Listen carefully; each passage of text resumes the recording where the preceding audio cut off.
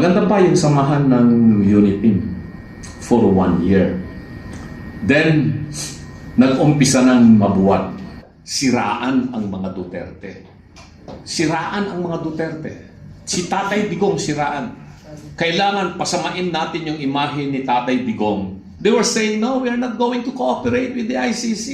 We have already remove ourselves as member of the ICC, so hindi natin sila papayagan. Daming ganun, di ba? Yung pagsasampa at ng impeachment, mapasama yung imahe ni BP Sara. Na pumapasok dun sa issue na raise nila against the Supreme Court. Yes, thank you for the question, Rob. Ako'y nagpapasalamat sa Supreme Court, no, dahil parang merong gwardiya tayo.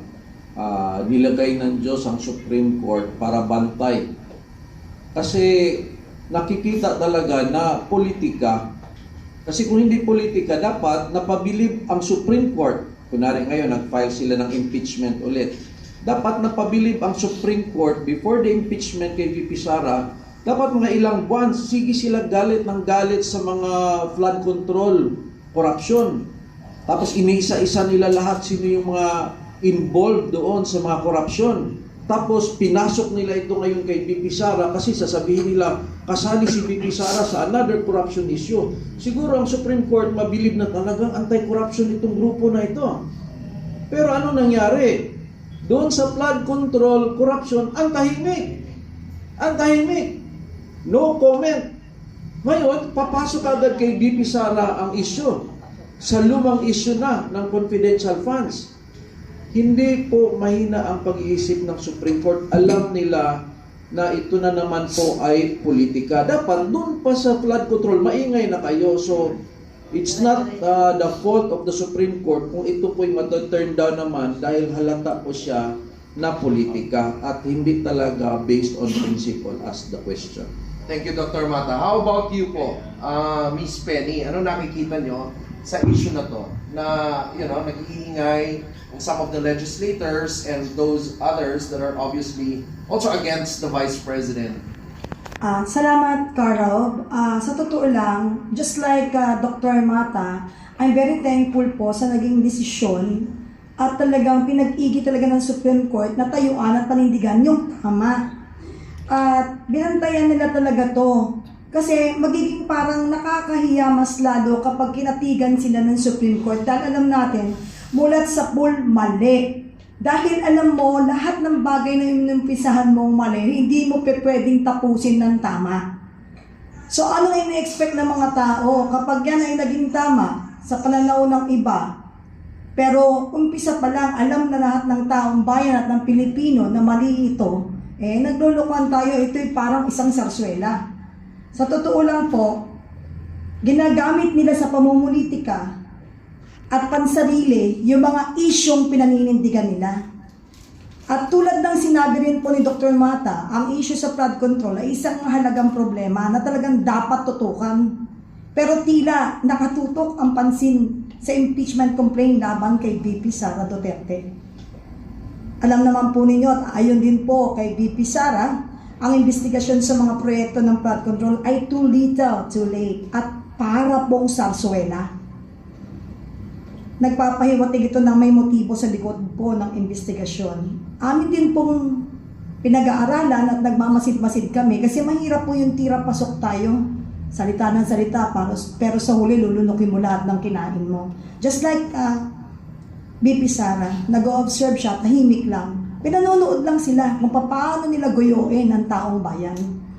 At binigyan din po ng atin pong BP Sara ang korupsyon sa mga proyekto.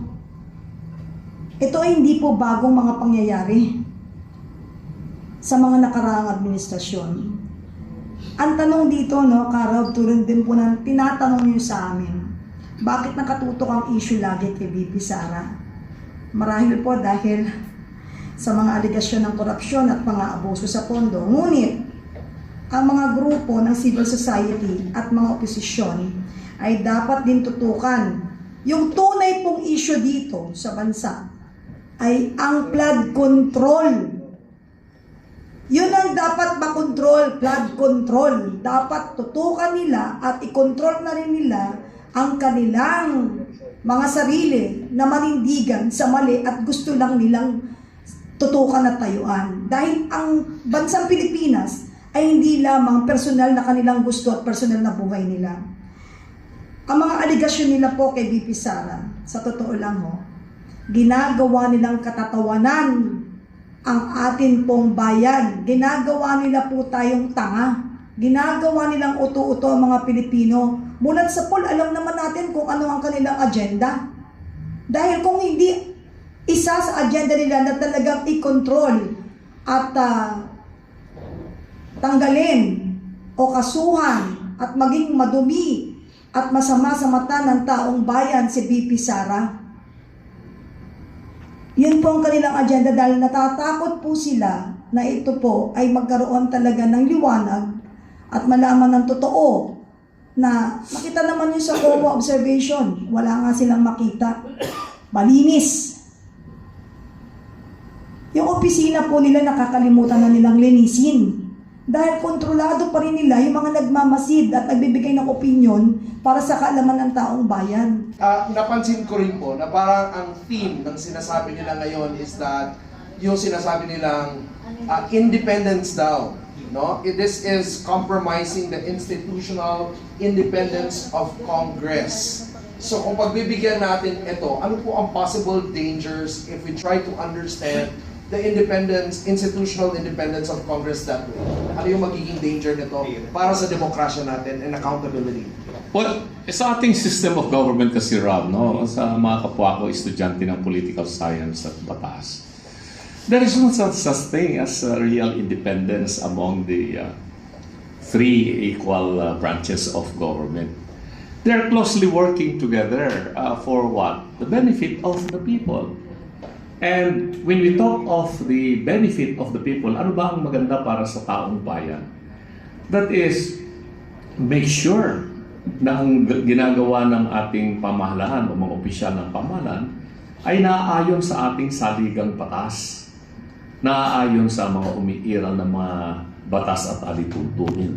Pag sumalubong po tayo dyan, ay hindi ito mahulugan doon sa sinasabi ng ating mga mamamayang Pilipino na sila ang umakda ng ating konstitusyon. So, there is no such thing as real complete independence of these three major departments or branches of government: executive, legislative, and the judiciary. They work closely together, they coordinate their actions to make sure that the welfare of the people would be primordial in the government action. Pero balikan natin itong issue ng corruption. Kasi pinag-aralan ko yung sequence of events for the past 2 years after the election of the President and the Vice President in 2022. Maganda pa yung samahan ng UNIPIM for 1 year. Then, nag-umpisa ng mabuwat. Bakit po kanya? Dahil doon nag-umpisa yung massive corruption in government. Not just in public works, but even in other agencies and departments of government. Diyan sa Finance Department, Customs, BIR, Department of Agriculture, Health, Information, etc. Lahat ng sangay ng Executive Department, malawakan ang corruption. And alam nyo lahat yan, alam ng taong bayan yan. At hindi na nila maitatago itong massive corruption, more particularly in the public works. In the public works, na kung saan naman doon kumikita itong mga mambabatas ng malaki, congressmen at mga senators. Hindi na nila kasi maitatago. Para maitago nila ito, the first order of business was what? Siraan ang mga Duterte. Siraan ang mga Duterte. Si Tatay Digong siraan. Kailangan pasamain natin yung imahe ni Tatay Digong sa war on drugs. Kaya binuhay nila itong war on drugs. Itong investigasyon sa ICC. Di ba napansin nyo, iba yung sinasabi ng gobyerno natin, the Executive Department or even the President himself was saying a different thing, and even his other cabinet members involved in this so-called investigation, they were saying, no, we are not going to cooperate with the ICC. We have already removed ourselves as member of the ICC, so hindi natin sila papayagan. Daming ganun, di ba? But kung ano ang sinasabi, iba ang ginagawa. Kung ano ang galaw ng kaliwang kamay, iba yung galaw ng kanang kamay. But the purpose was get rid of Duterte, Tatay Digong, para mapagtakpan itong issue ng corruption na massive ang ginagawa. Pangalawa, get rid of BP Sara. How? Pinainan nila ng confidential fund at ito ngayon ang kanilang ginamit in order to trigger yung pagsasampa at ng impeachment, mapasama yung imahe ni BP Sara. Pero ginamit nila itong mga maiingay na mga grupo